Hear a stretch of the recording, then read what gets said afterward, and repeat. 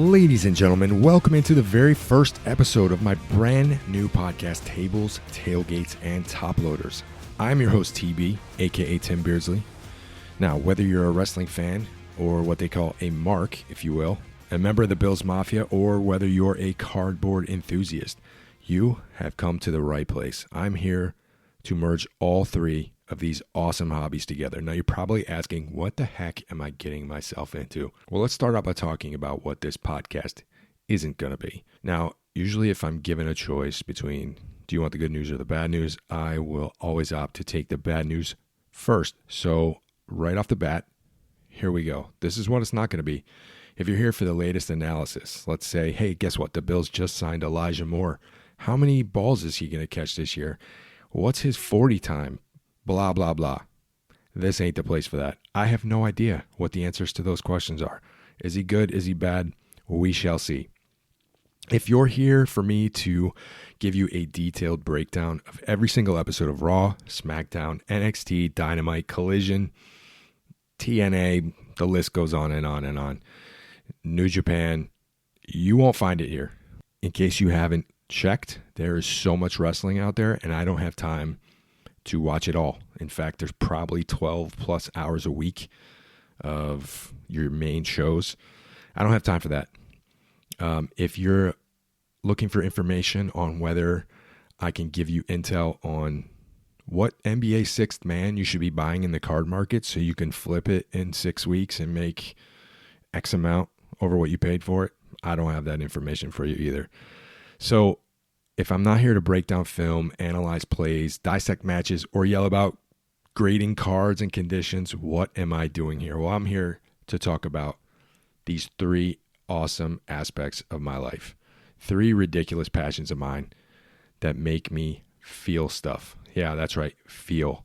That's what this podcast is about, feelings. And you were like, what is happening right now? Well, I am a grown-ass man about to talk about feelings. And maybe some of you are all ready to turn this podcast off. Just give me a second. Hear me out.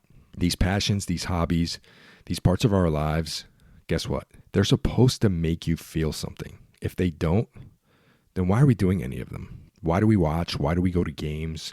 Why do we collect the things we collect? Listen, I do these things because I want to be a part of something. I go to Bills games because I think they're freaking awesome. Being in a stadium, being a part of an awesome fan base, when that place is rocking, as they say, where else would you rather be than right here, right now? Wrestling. I watch wrestling because it's fun. Frankly, I want to feel something. I want to enjoy something. I want to try to separate myself from all the negative crap that's going on in the world today. That's why I love wrestling, because it's always there for me. It always gives me an outlet. It gives me something I can watch for 2-3 hours and completely take my mind off of the things that are going on in the world. That's great. Why do I collect cards? I collect cards because, like I said, they make me feel something. It's fun for me. There's no pressure. It simply makes me remember what it is like to be a little kid. And that's what I want this podcast to be about. I want to be a part of something, and I want you all to join in with me. Now, each episode, I'm going to spend some time on each of these three topics. So, the Buffalo Bills, greatest football team on the planet, professional wrestling, that's right, I said professional wrestling, and the world of card collecting. Now, sometimes we will discuss current events. Sometimes we're going to take trips down memory lane, because that's what this is all about. And I sure hope you will join me for this ride. So, what's the first segment going to be of episode 1? Well, how about this? How about we do a little history of myself, and how about we just talk about what it's like to be a Buffalo Bills fan? Because unless you're invested in this team, it's hard to really explain it. So a little bit about myself. I'm 46 years old, born and raised upstate New York, but I've been a Bills fan since about as long as I can remember. And if there's one team, if I had to pick all the sports, and I am a sports fan, but if there's one team I simply put all my hopes and dreams into, this is the team. Now, I remember growing up a Bills fan, and there's a lot of stuff that you don't see today. Blackouts. Trying to sit down and watch a Bills game in the early 90s. Not too many people know what blackouts are because we have the Sunday Ticket and we have YouTube TV and we have so many options of watching a game. But back when you're a kid, dealing with TV blackouts was a real thing.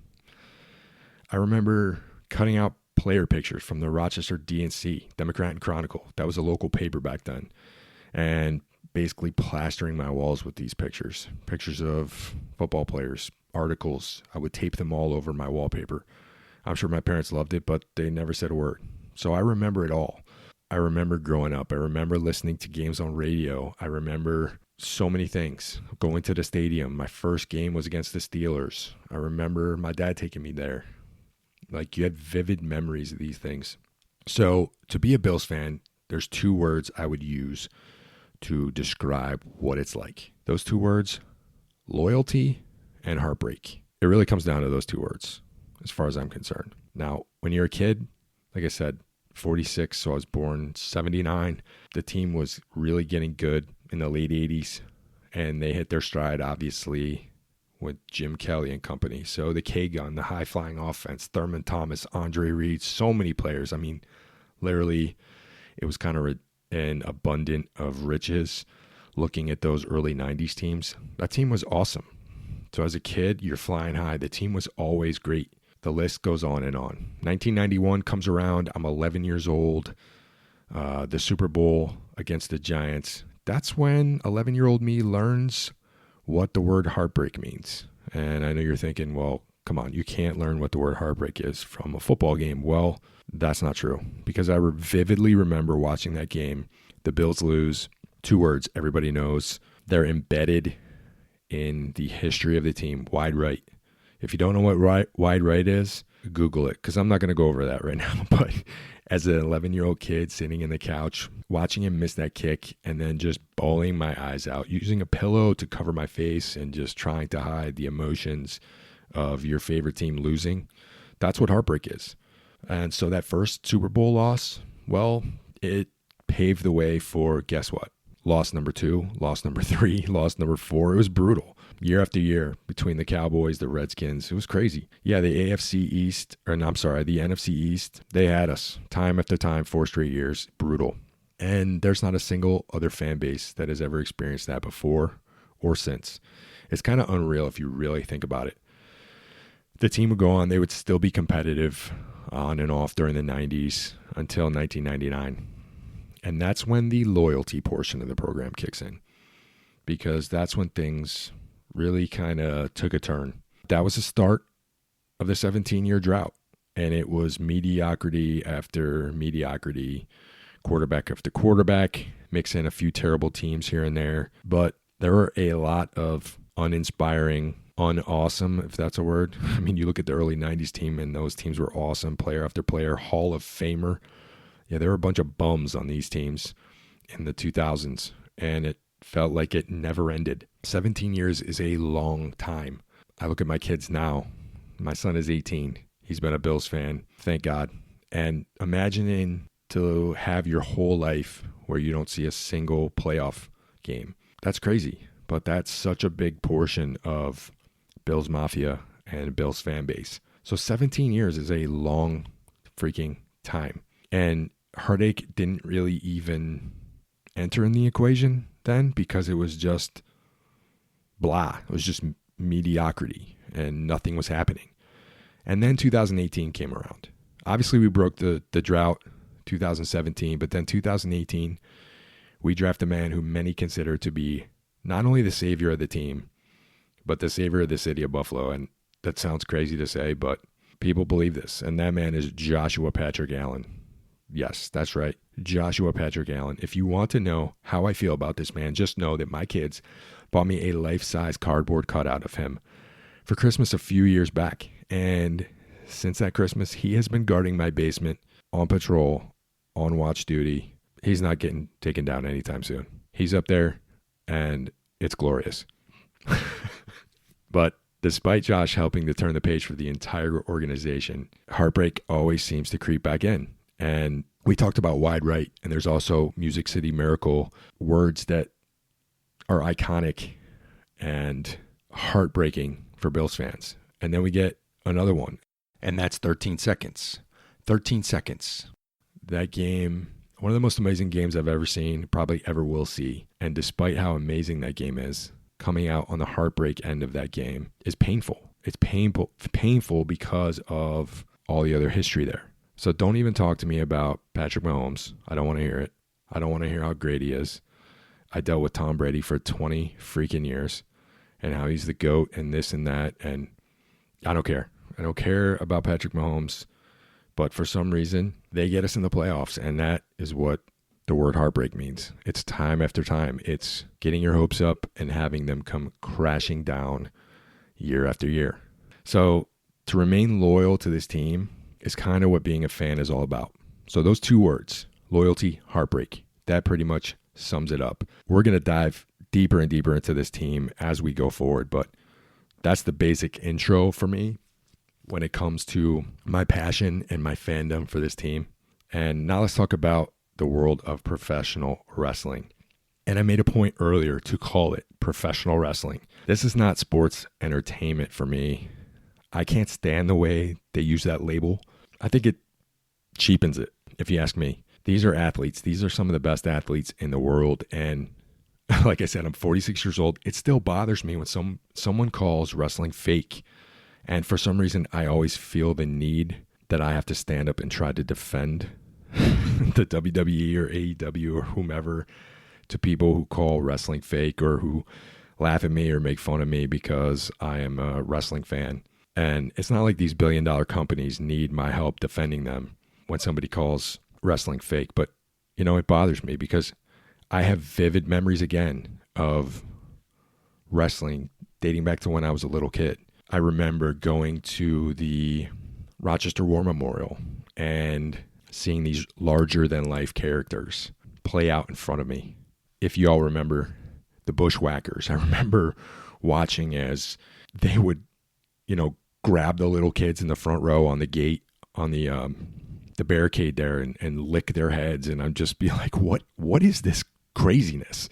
I would always go over to my friend's house. Now, my friend had a dad who loved wrestling, which didn't really seem to fit his persona. But for some reason, he loved video games and wrestling. They always had the newest video game consoles, which I never understood. And he always would order the pay-per-views. Now, back then, in the early 90s, late 80s, there were only 4 pay-per-views a year. So you had your Royal Rumble, you had your SummerSlam, Survivor Series, and of course WrestleMania. And I remember this was where I had to go to watch my wrestling.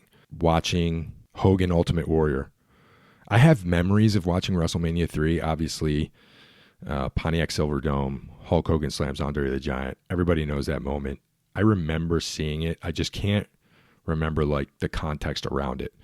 But the first true memory I have was watching Ultimate Warrior versus Hulk Hogan and just thinking, this is the greatest thing ever. And, when you're a kid, you're practicing wrestling moves on your stuffed animals, you're doing all kinds of stuff. And, it's just crazy to think about what it was back then and where we are now. So like I said, wrestling made me feel something as a kid, and that kind of carried with me throughout my life. Different from the Bills, wrestling would kind of come and go at various stages. You get out of it for a little while, you dive back in. It's not like I was consistently watching every show for 40 years, but I always had an idea of what was happening. I always knew who the players were. There might be months where I would step out because things got busy, but you would always dive right back in. People compare it to a soap opera, and that's a pretty accurate description of what it is. You could always miss a couple weeks, a couple months, dive back in, and within a couple hours have a great idea of who the good guys were, who the bad guys were, that kind of deal. And it's like you never missed a beat. So there would be portions of my life where I would step out of it for a while and then dive right back in. And it always made me feel something. And these were things that I would share with, friends growing up, like my best buddy, lifelong friends. Him and I actually share Bill's season tickets, and huge wrestling fan. Hopefully he'll be on the podcast one time. But we would always talk about football and wrestling, and I'll talk about it here in a minute, but we both enjoyed collecting sports cards when we were a kid. These things make you feel something. And so wrestling was always there. It was always something that I could come back to despite being away for a while, come back in, feel a sense of comfort, and just, like I said earlier in the intro, just remove yourself from life, sit down, see these larger than life characters, how they could do some unbelievable things. And this is what frustrated me about people saying it's fake. Like, these men and women, they're doing awesome athletic things, just awesome stuff. For someone to tell me that the stuff they're doing is fake is just a load of crap. And so I don't know whether it's the 6 to 8 year old, the 10-year-old kid in me that is like trying to defend these people. It's just always stuck with me. I think what they do is crazy. It's super athletic. I think they're more athletic than a lot of the professional sports teams we see, but that's a whole nother topic. But, I'll give you another example. My wife and I were privileged enough to be able to go see Metallica recently. Now, Metallica, that is a bucket list band to see one time in your life. Super excited to go see Metallica. Well, one of the bands opening for them was none other than Fred Durst and Limp Bizkit. Now, Limp Bizkit, they had a run of some awesome, unbelievable songs. It's been probably a decade since they were, really, really big in the music scene, at least. But when they hit the scene and they were putting out banger after banger, shout out to Seamus, when they were putting out banger after banger, those were some hits, and that was some good times. And they were opening for Metallica. They come out, Fred Durst looking like John Daly, if you know who that is, looking like you think Santa Claus is overweight. John Daly looks rough as hell, but here comes Fred Durst with a bucket hat now, no longer rocking the backwards baseball cap. He's wearing a bucket hat, sunglasses. He's got the full white beard rocking, and they come out and they start playing My Way. Now, if you know this song, if you are a wrestling fan, you can literally play the first 5 seconds of this song, and I am instantly transported to WrestleMania 17, and probably what I consider to be the greatest wrestling promo package of all time. This is Stone Cold Steve Austin versus The Rock, and this video montage is clipped together using the song My Way by Limp Bizkit, and it is timed and produced flawlessly. If you don't know what I'm talking about, pause this podcast right now, jump on YouTube, and type in WM17, or I think it was X7 at the time. So WrestleMania 17, My Way promo package, and you will see one of the coolest videos of all time. Stunner after stunner, rock bottom after rock bottom. There's beer flying everywhere. It's pure madness, and it is one of the greatest things you will ever see. When Steve Austin hands The Rock a beer, and they're drinking beer, and he smashes the other beer out of Rock's hands, and beer's flying everywhere, and just as the song is picking up steam to get to the chorus, and they time it perfectly so the first punch connects with a face on This Time so needless to say, Limp Bizkit takes the stage, and the first song of the set is My Way, and I'm taken back to when I'm like 20 years old, and probably no, a little older than that, but we're talking a long time ago. And the first 5 seconds of this song transports me to a memory I will never forget. Every time I hear this song, I think of that promo package, and this is what I'm talking about. Wrestling, sports, hobbies, they're supposed to make you feel something. And if you can't have these emotions and these can't carry with you as you're trying to enjoy and participate in these things, what the heck are we doing? Like, this is what it's all about. So there's a little bit of my professional wrestling history as well. It has stuck with me since I was a little kid. And like I said, 46 years old, still love the product. And we'll dive in future episodes, WWE, AEW, all that stuff. There's a lot of crazy stuff going on, a lot of awesome things we can dive into and talk about. But I just kind of wanted to give you a general overview of where I'm coming from as a fan. And then finally, the third T in this podcast, Toploaders. Now, some of you might not be into card collecting, you might not know what the heck a top loader is, but a top loader is essentially a plastic protective sleeve that you put over your card to protect it. When I was a kid, there was no such thing as a top loader. You got your cards, you threw them in a shoebox, you threw them under your bed, you left them here, there, everywhere, because you had no idea that they could possibly be worth any amount of money. And you saved up money, you went down to the store, you bought a pack of cards, and that pack of cards had a terrible piece of bubble gum in it. And you thought it was the greatest thing ever, because not only do you get a piece of bubble gum, but you get to open some cards, and some of these cards have, at the time, people that you consider your childhood heroes, people you collect, teams you collect, names you know. Baseball is a lot different back then as far as the way that you could ingest the product. So what do I mean by that? There was no MLB extra innings. You got certain stations that played certain games, and you had your Saturday game, and you kind of took what you could get. So you still knew who these players were, but you didn't have as much access as you do now. So opening these packs was kind of like a magical portal, if you will. I know that sounds stupid, but as a kid, like, these cards transported you and gave you almost a sense of connection to the players.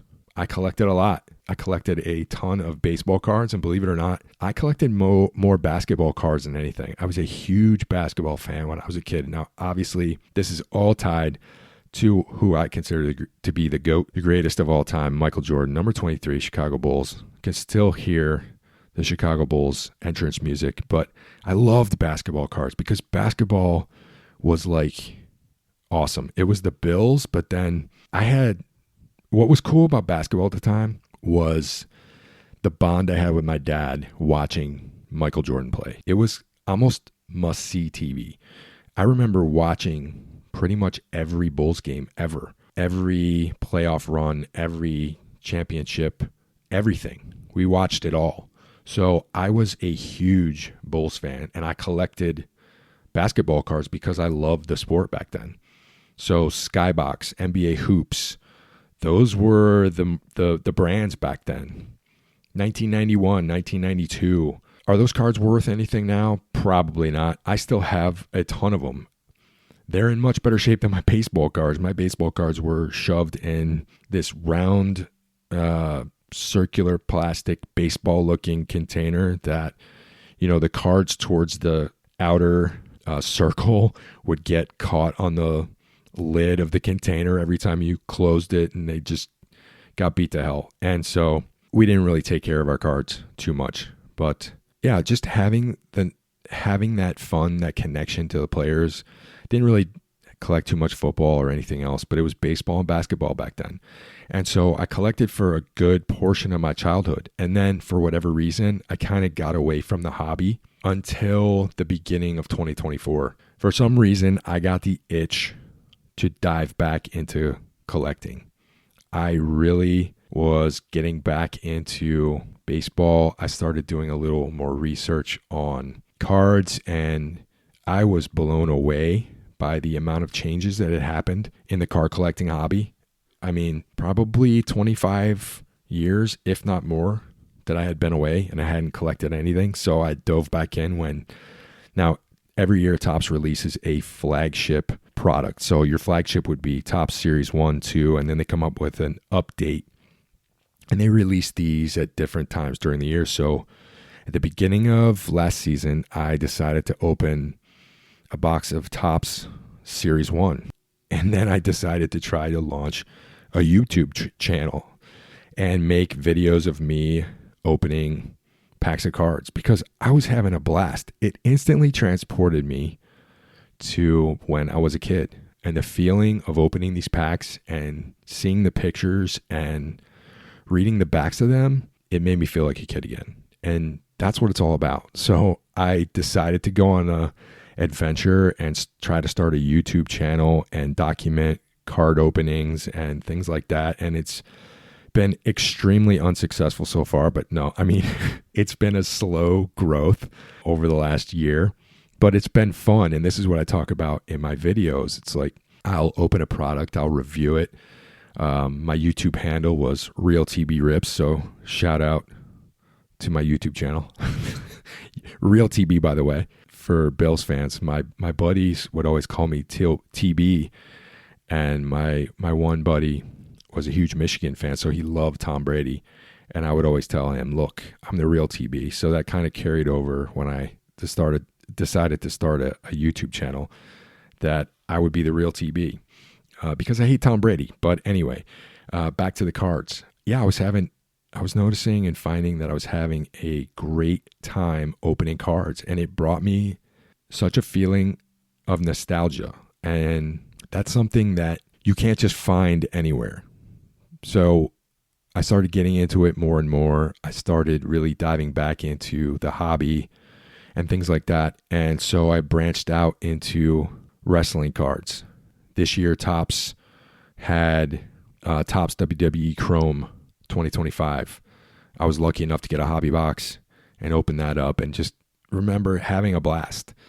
And, as a 46-year-old man, like having fun opening some of these cards and looking at some of these cards and literally screaming like a little kid when you get a cool autograph. I remember pulling a Mike Trout autograph and then opening the WWE cards, getting a Shawn Michaels Hall of Fame redemption card. It's the coolest thing. I'm not in it to make money, and we'll talk about more specific stories in the card hobby business and industry as we move forward. But to just give you a general background of where I come from with these three passions of mine, like it's another one that just invokes just pure emotion and feelings. And to get back to the point of this podcast, that's what we're supposed to be doing. There's a lot of crap in this world, a lot of negativity, a lot of bad stuff. And you turn on the nightly news and it seems like it's negative story after negative story. I don't want to be a part of that. I am trying to bring and talk about things that I'm passionate about, things that bring me joy, things that make me feel something good. The Bills, I love this team.